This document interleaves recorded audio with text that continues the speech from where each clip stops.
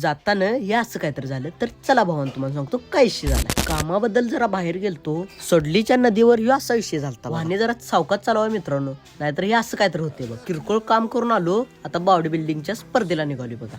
तर व्हिडिओ शेवटपर्यंत बघा. तर hello guys, welcome to my mini blog. तर आम्ही निघालो पेठ वडगावला बॉडी बिल्डिंगच्या स्पर्धेला. इथून रोलर घेऊन थेट पेट्रोल पंपावर पेट्रोल टाकायला गेलो. तर पेट्रोल टाकून थेट प्रवासाकडे निघालो. जाता जाता बाळूमामाचं दर्शन घेतलं बघा. आता पुढचा वाक काय म्हणते बघा.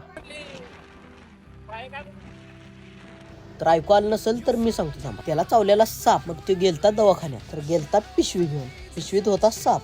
तर त्या मॅडम म्हणल्या ह्या पिशवीत काय. मग त्याचं उत्तर आहे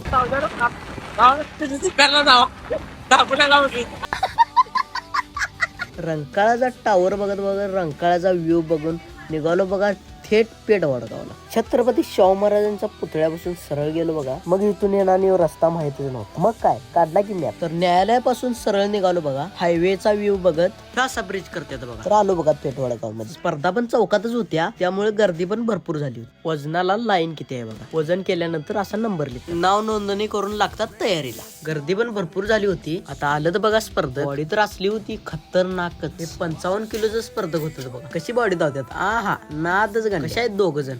हा नाद करते का. गर्दी कशी आहे. स्पर्धकांची बॉडी पण खतरनाकच होती बघा. ते बघून पण खूप भारी वाटत. जाता जाता तो व्हिडिओ बघा.